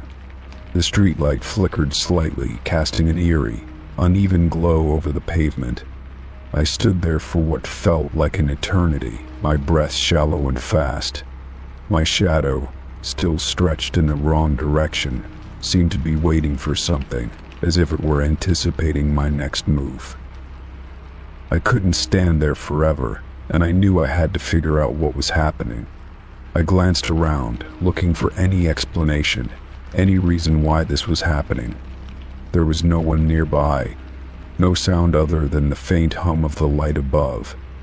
It was as if the world had stopped, leaving me alone with my misbehaving shadow. I began walking again, this time with determination, trying to ignore the way my shadow seemed to lag behind, stretching out ahead of me in a twisted, unnatural way. As I walked, I couldn't shake the feeling that something was following me, something unseen. It wasn't just my shadow anymore, but a sense of being watched, of something lurking in the dark. Every time I looked over my shoulder, the street was empty, but my shadow was still there, stretching in front of me, as though it were trying to lead me somewhere. I began to wonder if I was being pulled towards something, or if I was unknowingly following the shadow instead. I reached the end of the street and stopped, looking back at the familiar corner of my block. The shadow, still far ahead, seemed to be pulling me toward the dark alley that lay just beyond the streetlight's reach. I could feel my heart racing as I stood there, torn between curiosity and fear. The shadow was no longer just an oddity. It had become a presence, something that seemed to want me to follow it. But I couldn't bring myself to move any further. I stood there, staring at the place where the light faded and the darkness began. I had the overwhelming sense that if I took even one more step, I would be crossing some invisible line. Whatever force had taken hold of my shadow would then have me, body and soul. It was a terrifying thought, but it was all I could think about as I stood frozen in place. Eventually, after what felt like hours, the shadow began to retract, slowly pulling back toward the light. I felt a strange mixture of relief and dread as I realized that it was no longer stretching ahead of me. It was simply following my movements just as it should. The eerie sensation of being watched faded, and the chill that had settled in my bones began to lift. I didn't know what had happened or why, but I knew that I had narrowly escaped something. As I continued my walk, I glanced back at the streetlight once more. My shadow was just that, a shadow, moving in the same direction as me, cast by the light above. I walked home that night with a sense of unease lingering in the back of my mind, but with a firm resolve to never let myself forget what I had experienced. The streets were quiet, and my shadow no longer felt like it was part of something greater. It was just my shadow, and I was in control again. But the memory of that moment, the way it had stretched in the wrong direction, would stay with me forever. I couldn't help but wonder, had it been a warning, or just a trick of the mind? Either way, I wasn't sure I wanted to know the answer. Story 12. Wait. It was a cool morning when I stepped outside to grab the mail, the early light casting long shadows across the yard. The air had that crispness that you only get in the fall, and it felt refreshing against my skin. As I reached for the mailbox, something caught my eye on the doorstep. At first, I thought it might be a piece of trash or a forgotten item that had blown over, but when I looked closer, I saw it was a single black glove. Just one, lying there perfectly placed in the center of the step, as if someone had left it there intentionally. I stood there for a moment, staring at it, feeling an odd sense of unease creep over me. The glove didn't seem to belong to anyone in the neighborhood, and it certainly didn't look like something I would have left there myself. It was too deliberate, too out of place, like it was waiting for someone to notice it. I bent down slowly and picked it up, the fabric smooth and soft in my hand. The glove was of high quality, black leather, well worn but not damaged, and it seemed to have been placed there with care. At first, I tried to dismiss it, telling myself it was just a random occurrence. Maybe someone had dropped it by accident, or it had been left behind by a delivery person. Still, a feeling nagged at me, urging me to think more about it. Why would someone leave just one glove? And why at my doorstep? I had never seen this glove before, and the idea of someone intentionally leaving it there seemed strange and unsettling. It wasn't a simple mistake. There was something more to it, but I couldn't figure out what. I glanced around the street, half expecting to see someone watching me from a distance, but everything appeared normal. The street was quiet, the usual cars parked along the curb, and no one seemed to be around. I felt a shiver run down my spine as I considered the possibility that I was being watched. It seemed ridiculous, but I couldn't shake the feeling that the glove was some kind of message or signal. It wasn't just an ordinary glove, it felt significant, like it held a deeper meaning. I took the glove inside with me, placing it on the kitchen counter. My mind raced as I tried to think of any connection I might have to it. Had I lost a glove recently? Had I been near anyone who could have left it there? I couldn't think of a single explanation that made sense. It wasn't the kind of thing you just shrug off. It felt like a sign, but a sign of what? And who could have left it? The rest of the day passed uneventfully, but I couldn't shake the nagging feeling that something was wrong. Every time I glanced at the glove, my stomach twisted. There was no logical explanation, and yet it felt like it was part of something larger, something I wasn't seeing. That night, I couldn't sleep. I kept tossing and turning, my thoughts spinning in circles, trying to find some sense in the situation. Was it a prank? A coincidence? Or was I being drawn into something I couldn't yet understand? I decided to take the glove with me the next morning and ask around. I knocked on a few neighbors' doors, hoping someone might recognize it or have seen anything unusual. Everyone I asked seemed just as confused as I was. No one had seen anything strange, and no one seemed to know anything about the glove. Some of them offered sympathetic looks, as if they were humoring me, but no one seemed to take it seriously. I couldn't blame them, it sounded bizarre, even to me.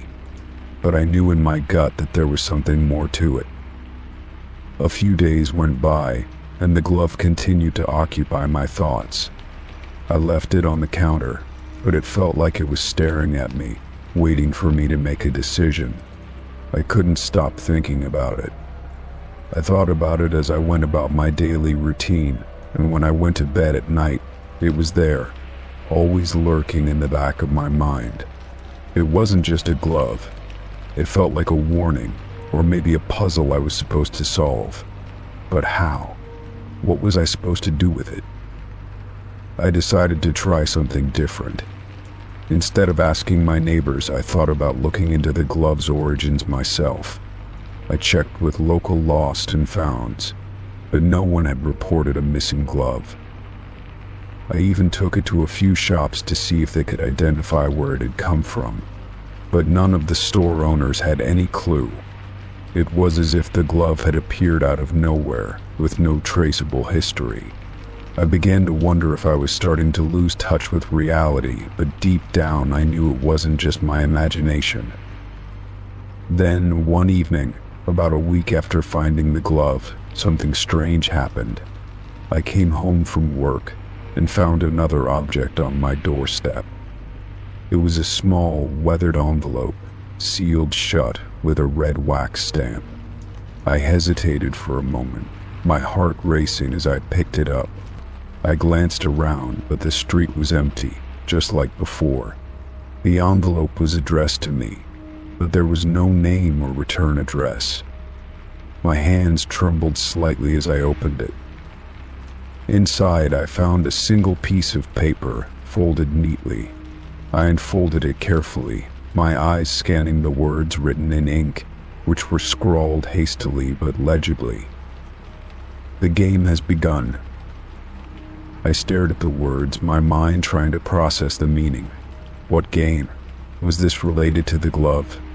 The message was cryptic, but it felt like I had just crossed a line into something much bigger than I had realized. I wasn't sure whether to feel scared or intrigued. My first instinct was to panic, but I held myself together, focusing on the words. The game had begun, and I was part of it now. I spent the rest of the evening pacing around my apartment, trying to make sense of the message. The glove and the letter were clearly connected, but to what end? And who was behind it? I considered the possibility that this was some elaborate prank, but the more I thought about it, the less it seemed like a joke. Everything felt too intentional, too calculated. Someone had been watching me, someone who knew exactly how to get my attention. As the days went by, I started to notice subtle changes in my routine. Little things that seemed out of place, strange noises at night. Objects shifted slightly when I wasn't looking. I couldn't be sure, but it felt like I was being watched, and the feeling grew stronger with each passing day. Whoever was behind this game was getting closer, and it seemed like they were drawing me in piece by piece. The question was, what were they after? Then, another week later, something even stranger happened. I received a package, no return address, and inside was another object this time, a single black boot. It was identical in color and style to the glove, but much larger.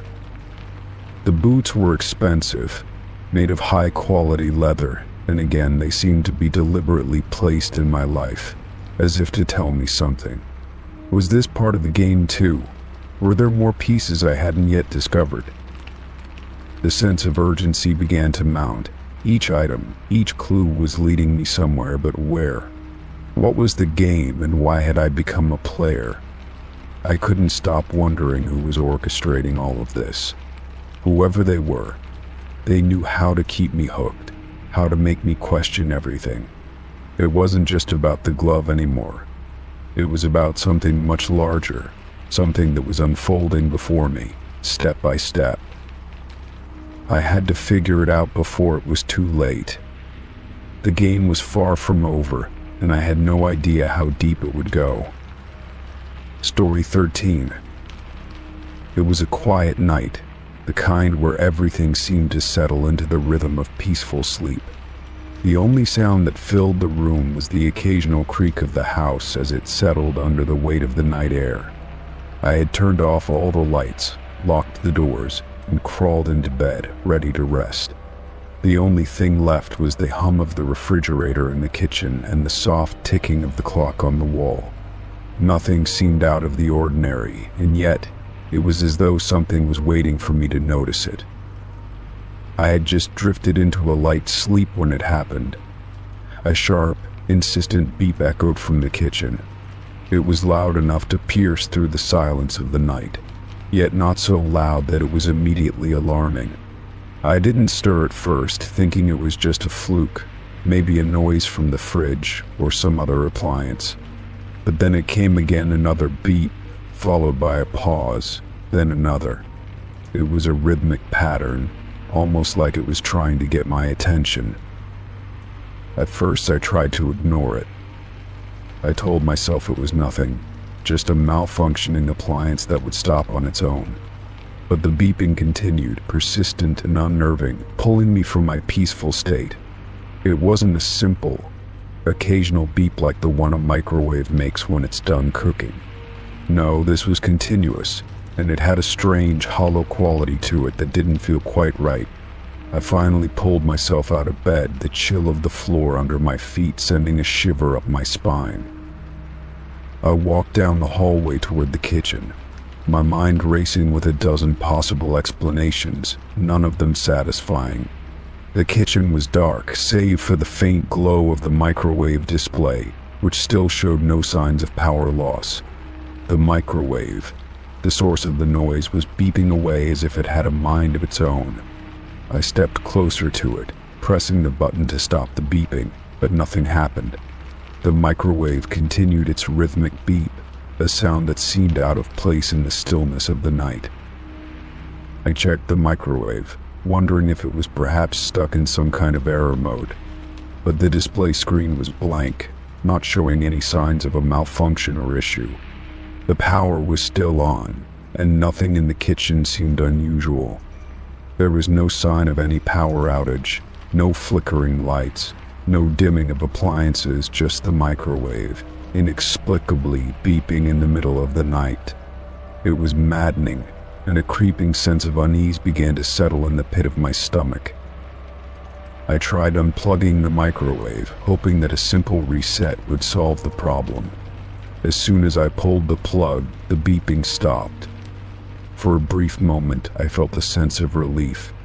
Maybe it was just a glitch, something that could be easily fixed by cutting off the power.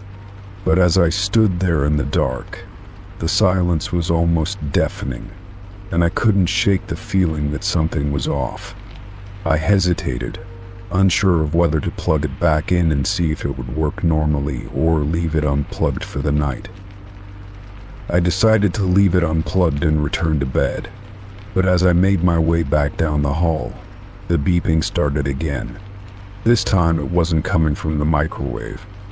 The sound was coming from somewhere else, faint but unmistakable. I froze in my tracks, my heart pounding in my chest.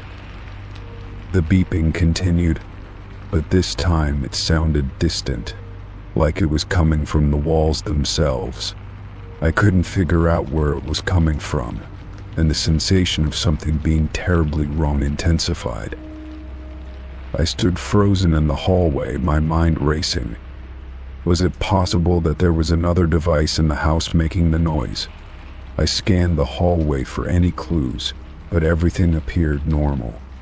The air felt thick, and the sound of the beeping echoed through the walls like an unseen presence, moving just out of reach. I walked back toward the kitchen, still unable to pinpoint the source. The microwave was still unplugged, and yet the beeping persisted, unsettling and constant. I grabbed my phone, dialing a number I hoped I wouldn't need to use. The silence in the house seemed to stretch on forever as I waited for the call to connect. When the other end picked up, I didn't know what to say. I explained what was happening, trying to make sense of the situation, but the person on the other line didn't offer any helpful solutions. They suggested I check the batteries in the smoke detectors or try resetting the appliances again, but none of it made sense. The beeping wasn't coming from anything I could identify, and the sense of dread that had crept into my bones made everything feel even more surreal. The sound seemed to be getting louder, and my sense of disorientation grew. I walked back into the kitchen, looking around as though expecting something to jump out at me. The microwave still sat there, silent and disconnected, but the beeping continued. I checked the other appliances, the lights, and the refrigerator, but nothing else seemed to be emitting the noise. It was like a puzzle I couldn't solve, a mystery that was teasing me, showing me pieces but refusing to let me understand the whole picture. In a desperate attempt to stop the noise, I went outside, hoping that leaving the house would somehow stop the strange occurrence. I stood on the porch for a few moments, taking in the cool night air.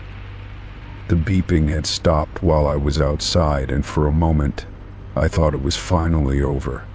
But as soon as I stepped back inside, the sound started again, louder than before, more urgent.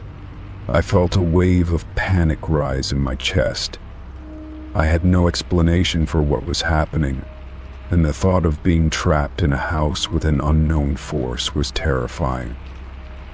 I decided to call a friend, hoping that someone could provide some clarity or perhaps even come over to help me figure out what was going on.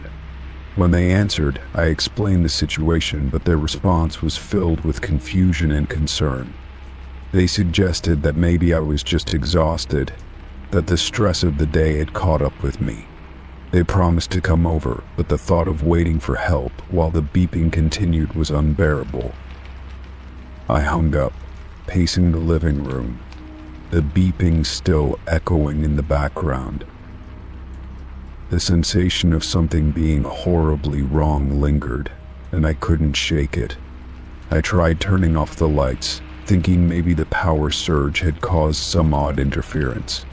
I checked every electrical outlet, every switch, but nothing seemed to change. The beeping continued, relentless and unsettling, and I was left with nothing but my thoughts, spinning out of control. Finally, my friend arrived, and I welcomed their company, grateful for the distraction. Together, we went through the house, searching for any signs of what might be causing the noise. We checked the microwave again, this time plugging it back in to see if it would function normally. But the beeping didn't stop. It was as though the microwave was mocking us, unresponsive to all of our efforts. We turned off every appliance, every light, and even the television, but nothing changed. In the end, we both stood there, exhausted and at a loss, in the middle of my kitchen.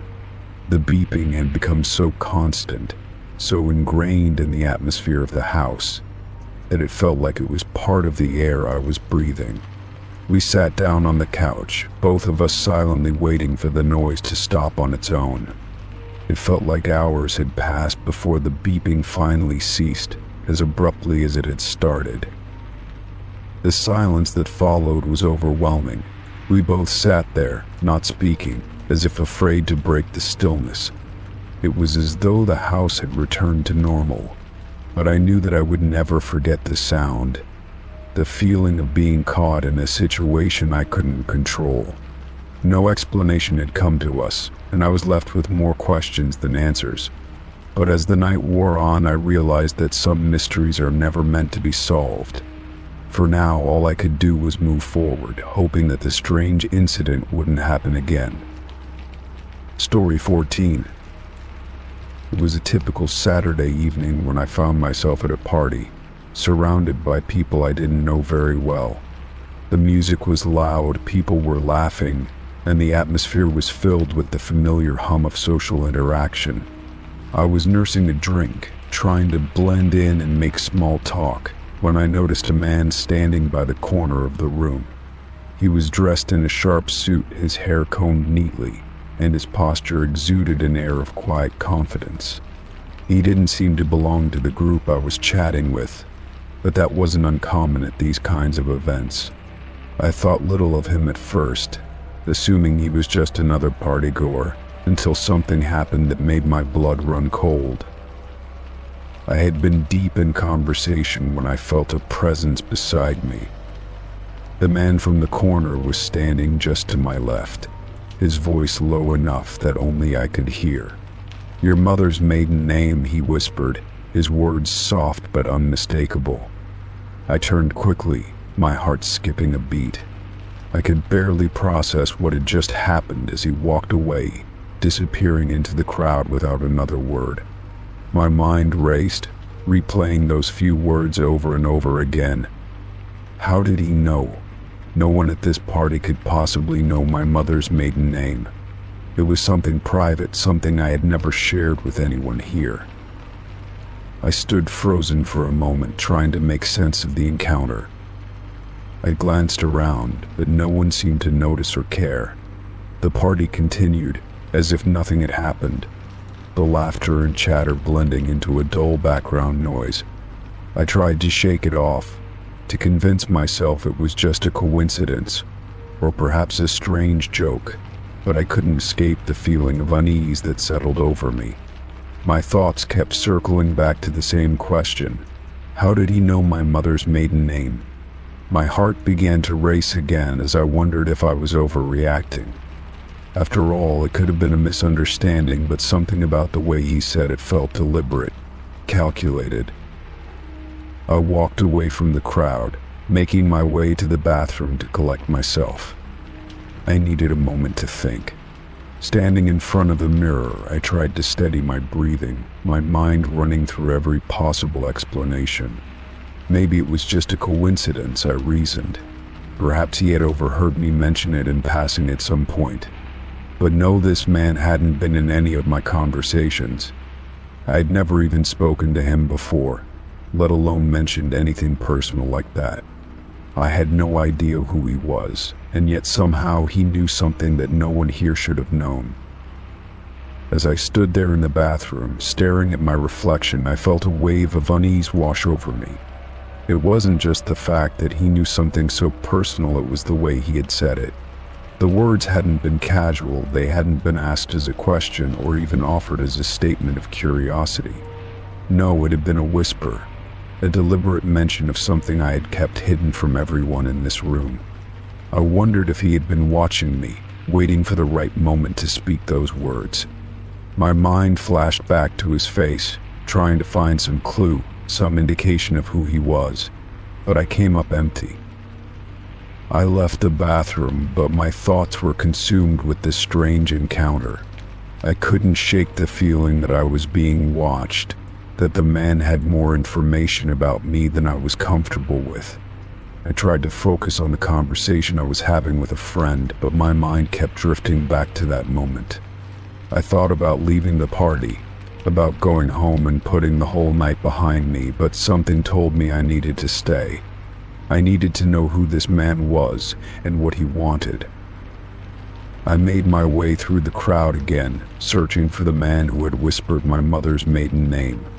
I couldn't find him at first, and I began to wonder if I had imagined the whole thing. But then, as I turned a corner near the back of the room, I saw him again. He was standing by the window, watching the people outside with a detached expression. This time he was alone.